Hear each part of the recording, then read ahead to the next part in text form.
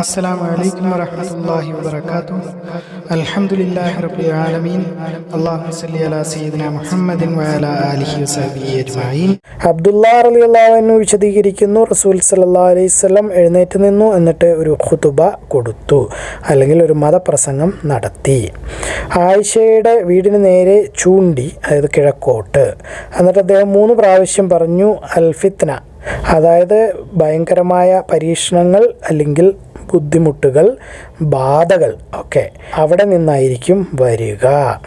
അവിടെ നിന്നാണ് പിശാചിൻ്റെ തല അല്ലെങ്കിൽ കൊമ്പുകൾ പൊങ്ങി വരുന്നത്, അതായത് കിഴക്ക് നിന്ന്.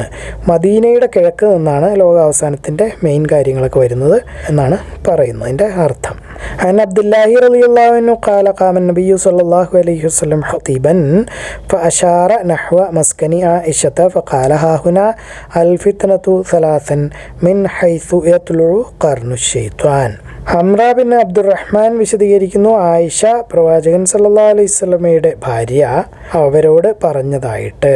ഒരിക്കൽ അള്ളാഹുവിൻ്റെ റസൂൽ സല്ലല്ലാഹു അലൈഹി വസല്ലം അവരോടൊപ്പമായിരുന്നു. അവർ കേട്ടു ആരോ ഒരാൾ ഹഫ്സയുടെ വീട്ടിൽ കയറാൻ അനുവാദം ചോദിക്കുന്നത്. അവർ പറഞ്ഞു, അല്ലെ അള്ളാഹുവിൻ്റെ റസൂലെ, ഈ മനുഷ്യൻ അല്ലെങ്കിൽ ഇന്ന മനുഷ്യൻ അവരുടെ വീട്ടിൽ കയറാൻ അനുവാദം ചോദിക്കുന്നു. അള്ളാഹുവിൻ്റെ റസൂൽ സല്ലല്ലാഹു അലൈഹി വസല്ലം മറുപടി പറഞ്ഞു, എനിക്ക് തോന്നുന്നത്, അപ്പോൾ ഇത് ആരാന്ന് മനസ്സിലാവുന്നില്ല, ആരോ ഒരാൾ വീട്ടിൽ കയറാൻ അനുവാദം ചോദിക്കുന്നു. റസൂലിൻ്റെ ഒരു ഭാര്യയുടെ വീടാണ്, ഇപ്പുറത്ത് വേറൊരു ഭാര്യയുടെ വീട്ടിൽ നിന്നാണ് ഇത് കേൾക്കുന്നത്. അപ്പോൾ റസൂൽ പറയുക, എനിക്ക് തോന്നുന്നത് ഇന്ന ആളായിരിക്കും, ഇന്നാലിന്ന ആള്. അതിൻ്റെ അർത്ഥം ഹഫ്സയുടെ മുലകുടി ബന്ധത്തിലുള്ള അമ്മാവനാകുന്നു. രക്തബന്ധത്തിലൂടെ എന്തൊക്കെ ഹറാമാകുമോ അത്, അല്ലെങ്കിൽ വിരോധിച്ചതാകുമോ അതെല്ലാം മുലകുടി ബന്ധത്തിലൂടെയും ബാധകമാകും. അപ്പോൾ അവർ മുലകുടി ബന്ധത്തിൽ ചിലപ്പോൾ സഹോദരങ്ങളായിരിക്കും, അതുകൊണ്ട് പോകുന്നതിന് കുഴപ്പമില്ല. അതായത് അന്യ ആണുങ്ങൾ വീട്ടിൽ പ്രവേശിക്കുന്ന കാര്യമാണ് ഈ പറയുന്നത്.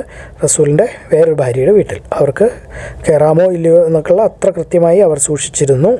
അൻ അമ്രത ബിൻത് അബ്ദുറഹ്മാനി അൻ ആയിഷത സൗജ നബി സ്വല്ലല്ലാഹു അലൈഹി വസല്ലം അഖ്ബറത്ഹാ അന്ന റസൂലുള്ളാഹി സ്വല്ലല്ലാഹു അലൈഹി വസല്ലം കാന ഇൻദഹാ وإنها سمعت صوت إنسان يستأذن في بيتي حفصة فقلت يا رسول الله هذا رجل يستأذن في بيتك فقال رسول الله صلى الله عليه وسلم أراه فلانا لعم حفصة من الرضاعة تحرم ما تحرم الولادة. റസൂൽ സല്ലല്ലാഹു അലൈഹി വസല്ലമയുടെ പരിചയപ്പറ്റി എന്താണ് പറഞ്ഞിരിക്കുന്നത്? അദ്ദേഹത്തിൻ്റെ വടിയെപ്പറ്റി, വാളിനെപ്പറ്റി, കുടിക്കാനൊക്കെ ഉപയോഗിക്കുന്ന കപ്പ്, പിന്നെ മോതിരം, ഈ സാധനങ്ങളൊക്കെ അദ്ദേഹത്തിൻ്റെ ശേഷം വന്ന ഖലീഫമാർ എങ്ങനെയാണ് കൈകാര്യം ചെയ്തത്? അവയെ വിതരണം ചെയ്തിട്ടുണ്ടായിരുന്നില്ല.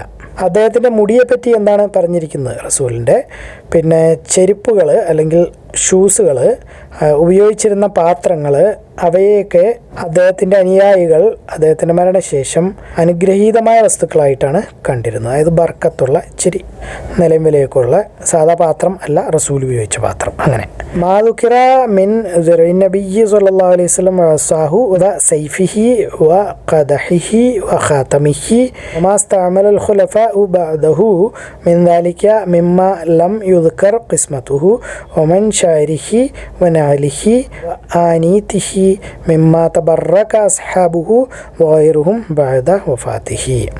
അനസ് വിശദീകരിക്കുന്നു, അബൂബക്കർ ഖലീഫ ആയപ്പോൾ അദ്ദേഹം ബഹ്റൈനിലേക്ക് ഒരു എഴുത്ത് എഴുതി.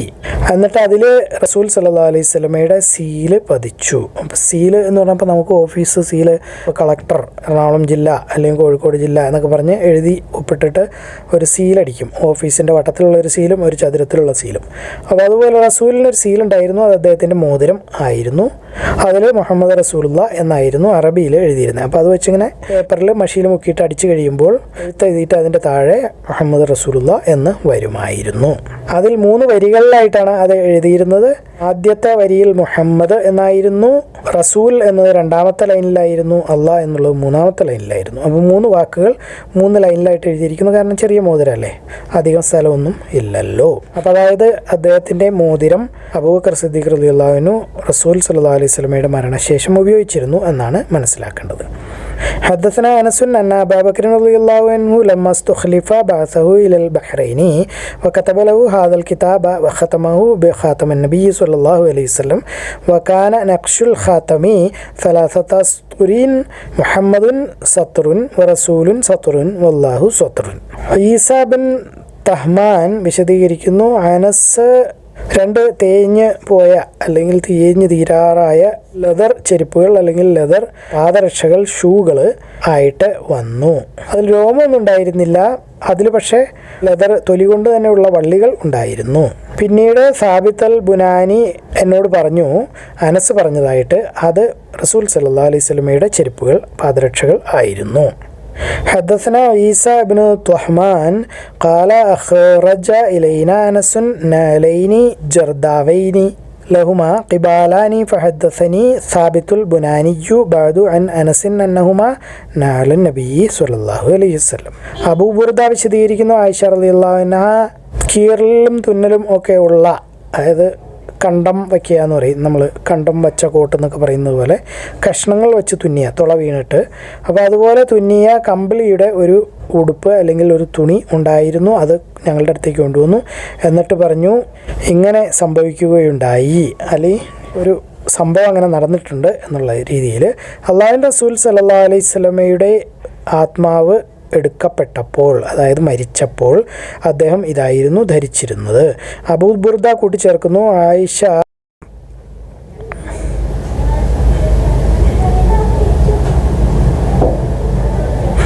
ഞങ്ങളിലേക്ക് കൊണ്ടുവന്നത് നല്ല കട്ടിയുള്ള ഒരു അരവസ്ത്രം, എടുക്കുന്നതോ അങ്ങനെ എന്തെങ്കിലും ആയിരിക്കും, അത് യമനികൾ ഉണ്ടാക്കുന്നത് പോലെയുള്ള ഒരു വസ്ത്രം ആയിരുന്നു. പിന്നെ ഒരു വസ്ത്രം കൊണ്ടുവന്നത് അത് അൽ മുലബ്ബദ രൂപത്തിൽ ഉള്ളതായിരുന്നു. عن أبي بردة قال أخرجت إلينا عائشة رضي الله عنها كساء ملبدا وقالت في هذا نزع روح النبي صلى الله عليه وسلم وزاد سليمان. عن حميد عن أبي بردة قال أخرجت إلينا عائشة إزارا غليظا مما يصنع باليمن وكساء من هذه التي تدعونها الملبدة.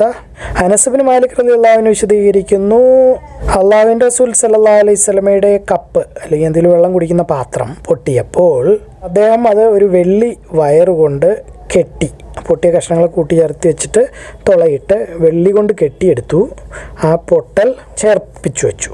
ഉപ റിപ്പോർട്ടർമാരിൽ ഒരാൾ പറയുന്നു, ആസിം പറഞ്ഞതായിട്ട് ഞാൻ ആ കപ്പ് കണ്ടിട്ടുണ്ട്, അതിൽ നിന്ന് ഞാൻ വെള്ളവും കുടിച്ചിട്ടുണ്ട്. അപ്പോൾ ഇതൊക്കെ വലിയ കാര്യങ്ങളാണ്, അല്ലാതെ നമ്മൾ കളിയാക്കരുത്. ഇപ്പോൾ പൊതുവേ നമ്മളെല്ലാവരും കളിയാക്കാറുണ്ട്, റസൂലിൻ്റെ മുടി റസൂൽ ഉപയോഗിച്ച പാത്രം ആണെന്നും പറഞ്ഞൊരു പാത്രമൊക്കെ ആയിട്ട് AP ഉസ്താദിന് കൊണ്ടുപോയി കൊടുക്കുന്നത്. ഒരു അൻസാരിയായ മനുഷ്യനാണ് കൊടുക്കുന്നത്, ഖസ്റജി. അതായത് ഖസ്റജി എന്ന് പറഞ്ഞാൽ ഖസ്റജ് ഗോത്രക്കാരനെ അർത്ഥമുള്ളൂ. അതായത് റസൂലൊക്കെ മദീനയിലേക്ക് ചെല്ലുമ്പോൾ അവിടുത്തെ 3 ഗോത്രങ്ങളുണ്ടായിരുന്നു, 3-4, അതിലൊരു ഗോത്രമാണ് അൽ ഖസ്റജ്. അപ്പോൾ അതിൽപ്പെട്ട ആളാണ് എന്ന് അയാൾ അവകാശപ്പെടുന്നുണ്ട്. എങ്കിൽ ഒരു പക്ഷേ അതൊക്കെ ശരിയാവാനും മതി. നമ്മളെല്ലാത്തിനെയും കടന്ന് അങ്ങ് അടച്ചാക്ഷേപിക്കരുത്, അത് ശരിയാവാൻ സാധ്യതയുണ്ട്. പിന്നെ അതുമാത്രമല്ല, ആ കാലഘട്ടത്തിലൊക്കെ സഹാബാക്കൾ അതിനെ അല്പം ആദരിക്കുകയും ബഹുമാനിക്കുകയൊക്കെ ചെയ്തിരുന്നു. പക്ഷെ അവർക്കത് റസൂലിൻ്റെ പാത്രമെന്ന് ഉറപ്പുണ്ടായിരുന്നു, നമുക്ക് അതില്ല. അപ്പോൾ അതുകൊണ്ട് ഒന്നല്ലെങ്കിൽ മിണ്ടായിരിക്കുക, ഉറപ്പുണ്ടെങ്കിൽ മാത്രം എതിരോ അനുകൂലമോ പറയുക, അല്ലെങ്കിൽ മിണ്ടരുത്. عن أنس بن مالك رضي الله عنه أن قدح النبي صلى الله عليه وسلم انكسر فاتخذ ما كان الشعب سلسلة من فضة. قال عاصم رأيت القدح وشربت فيه. അലി ഇബ്നു അൽ ഹുസൈൻ വിശദീകരിക്കുന്നു, അവരെ അൽ മദീനയിൽ എത്തിയപ്പോൾ യസീദ് ബിൻ മുആവിയയുടെ അടുത്ത് നിന്നും ഹുസൈൻ ബിൻ അലി റളിയല്ലാഹു അൻഹുവിൻ്റെ രക്തസാക്ഷിത്വത്തിന് ശേഷം അൽ മിസ്വാർ ബിൻ മഖ്റമ അദ്ദേഹത്തെ കണ്ടു. എന്നിട്ട് പറഞ്ഞു, എന്തെങ്കിലും താങ്കൾക്ക് ആവശ്യമുണ്ടോ, ഞാൻ നിങ്ങൾക്ക് വേണ്ടി ചെയ്തു തരേണ്ടതായിട്ട്? അലി പറഞ്ഞു, ഇല്ല. അൽ മിസ്വാർ പറഞ്ഞു, അള്ളാഹുവിൻ്റെ റസൂൽ സല്ലല്ലാഹു അലൈഹി വസല്ലമയുടെ വാള് എനിക്ക് തരുമോ? എനിക്ക് പേടിയാവുന്നു, താങ്കളിൽ നിന്ന് ആളുകൾ അത് ബലം പ്രയോഗിച്ച് പിടിച്ചെടുക്കുമോ എന്ന്. അള്ളാഹുവാണെ അത് എനിക്ക് തന്നാൽ അവർ ഒരിക്കലും എന്നിൽ നിന്നും പിടിച്ച് എടുക്കാൻ അവർക്ക് പറ്റില്ല, എൻ്റെ മരണം വരെ. അലി ഇബ്നു അബി ത്വാലിബ് അബൂജഹലിൻ്റെ മകളെ കല്യാണം കഴിക്കാൻ ആഗ്രഹിച്ചു, ചോദിക്കുകയും ചെയ്തു. അദ്ദേഹത്തിൻ്റെ ഭാര്യയായിട്ട് ഫാത്തിമ അലൈഹിസ്സലാം കൂടാതെ, അതായത് രണ്ടാമതൊരു ഭാര്യ വേണമെന്ന് അദ്ദേഹത്തിന് തോന്നി. അത് അറിഞ്ഞപ്പോൾ അള്ളാഹുവിൻ്റെ റസൂൽ സല്ലല്ലാഹു അലൈഹി വസല്ലം മിമ്പറിൽ കയറി നിന്ന് ഒരു ഖുതുബ കൊടുത്തു, അതായത് മതപ്രസംഗം നടത്തി. ഈ സംഭവവുമായി ബന്ധപ്പെട്ട് ആളുകൾക്ക് എല്ലാവർക്കും അറിയുന്നതിന് വേണ്ടിയിട്ട്. എനിക്ക് അപ്പോൾ പ്രായപൂർത്തി ആയിരുന്നു. അള്ളാഹുവിൻ്റെ റസൂൽ സല്ലല്ലാഹു അലൈഹി വസല്ലം പറഞ്ഞു, ഫാത്തിമ എന്നിൽ നിന്നുള്ളതാകുന്നു. ഞാൻ ഭയപ്പെടുന്നു അവരെ പരീക്ഷണത്തിലേക്ക് തള്ളിയിടുമോ എന്ന്. ഞാൻ ഭയപ്പെടുന്നു അവരെ മതത്തിൻ്റെ കാര്യത്തിലും പരീക്ഷിക്കപ്പെടുമോ, അതുകൂടാതെ അസൂയയിലൂടെയും പരീക്ഷിക്കപ്പെടുമോ. കാരണം 2 ഭാര്യമാരാകുമ്പോൾ അങ്ങോട്ടും ഇങ്ങോട്ടും ചെറിയ ഏറ്റക്കുറച്ചിലൊക്കെ ഉണ്ടാവും. അതൊക്കെയാണ് ഉദ്ദേശിക്കുന്നത്. റസൂൽ സല്ലല്ലാഹു അലൈഹി വസല്ലം എന്നിട്ട് പറഞ്ഞു, എൻ്റെ ഒരു മരുമകൻ, അവൻ അബ്ദുശംസ് ഗോത്രത്തിൽ നിന്നുള്ളവനാകുന്നു. അവനെ ഞാൻ നല്ലവനായ ഒരു മരുമകനായിട്ട് പുകഴ്ത്തിയിട്ടുണ്ട്. എന്നിട്ട് പറഞ്ഞു, അവൻ എപ്പോൾ സംസാരിച്ചാലും അത് സത്യമായിരുന്നു. അവൻ ചെയ്യുന്ന വാഗ്ദാനങ്ങൾ എന്നോട് ചെയ്തതെല്ലാം അവൻ പാലിച്ചിട്ടുണ്ട്. നിയമപരമായി സാധുവായ ഒരു കാര്യം അസാധുവാക്കാൻ അല്ലെങ്കിൽ ഹറാമാക്കാൻ എനിക്ക് പറ്റില്ല. അതുപോലെ നിയമപരമായി സാധുത ഇല്ലാത്ത ഒരു കാര്യത്തിനെ നിയമപരമായി സാധുത ഉള്ളതാക്കാനും എനിക്ക് പറ്റില്ല. പക്ഷേ അള്ളാഹു ആണേ, അള്ളാഹുവിൻ്റെ റസൂൽ സല്ലല്ലാഹു അലൈഹി വസല്ലമയുടെ മകളും അള്ളാഹുവിൻ്റെ ശത്രുവിൻ്റെ മകളും, അതായത് അബൂജഹലിൻ്റെ മകളും, അവർ 2 പേരും ഒരുമിക്കാൻ പാടില്ല. ഒരിക്കലും ഒരുമിക്കരുത് ഒരു മനുഷ്യൻ്റെ ഭാര്യയായിക്കൊണ്ട്. ഇത് 5-ാമത്തെ വാല്യത്തിൽ 1729 വീണ്ടും ആവർത്തിക്കുന്നുണ്ട്. ചിലപ്പോൾ ആ സമയത്ത് അബൂജഹലിൻ്റെ മകൾ മുസ്ലിമായിട്ടുണ്ടാവാം, അള്ളാഹു ആയാലും. ഇപ്പം എങ്ങനെയായാലും അള്ളാഹുവിൻ്റെ ശത്രുവിൻ്റെ മകളും അള്ളാഹുവിൻ്റെ റസൂലിൻ്റെ മകളും ഒരുമിക്കാൻ പാടില്ല എന്ന് റസൂൽ അങ്ങ് അതുകൊണ്ടൊക്കെ ആയിരിക്കണം അലി റളിയല്ലാഹു അൻഹു ഫാത്തിമ റളിയല്ലാഹു അൻഹ മരിക്കുന്നതുവരെ പിന്നീട് കല്യാണം കഴിച്ചിട്ടില്ല. അതിനുശേഷം കല്യാണം കഴിച്ചിട്ടുണ്ട്.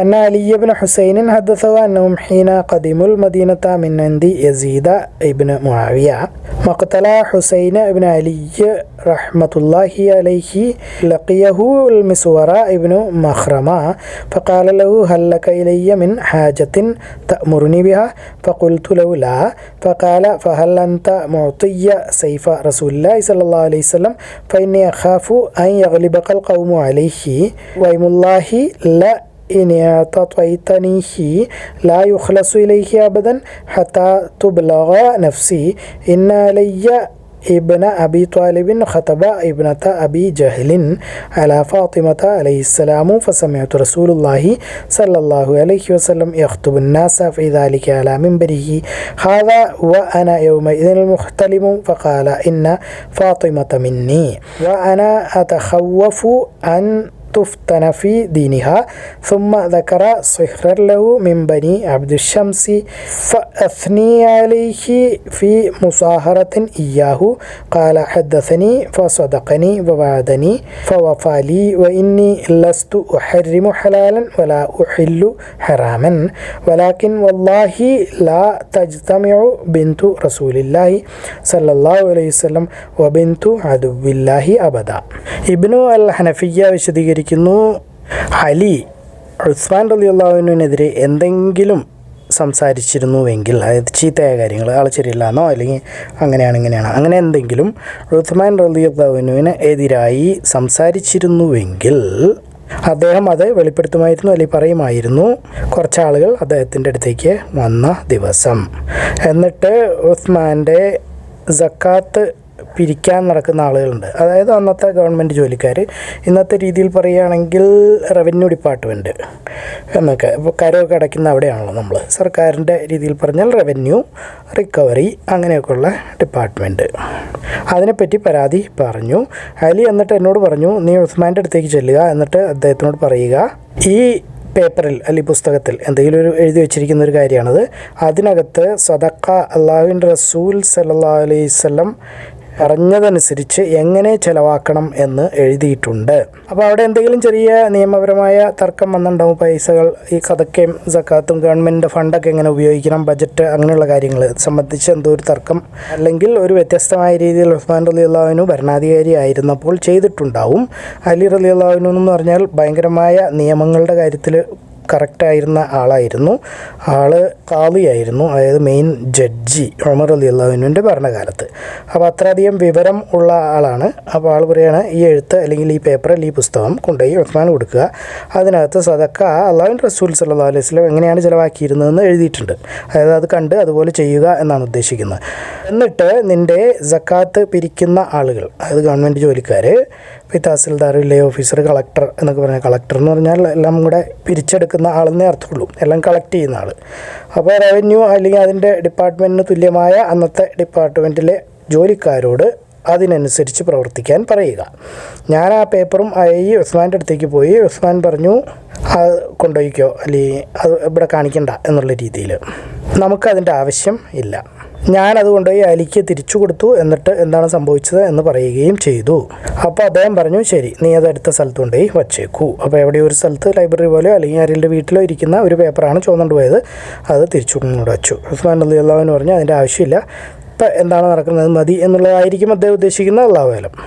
عن ابن الحنفية قال لو كان علي رضي الله عنه ذاكرا عثمان رضي الله عنه ذكره يوم جاءه ناس فشكوا سعاة عثمان فقال لعلي إذا بلا عثمان فأخبره أنها صدقة رسول الله صلى الله عليه وسلم فمر سعاتك يعملوا بها فآتيته بها قال أغنها عنا فأتيت بها عليا فأخبرته فقال ضعها حيث أخذتها. അള്ളാഹു അലം. അള്ളാഹു എല്ലാ കാര്യങ്ങളും ഏറ്റവും നന്നായി അറിയുന്നു. നിങ്ങളിത് കാണുക, ഖുർആൻ പഠിക്കുക, എല്ലാവരിലേക്ക് എത്തിച്ചു കൊടുക്കുക. ബാറക്കല്ലാഹു ലി വലക്കും. അസ്സലാമു അലൈക്കും വറഹ്മത്തുള്ളാഹി വബറകാതുഹു.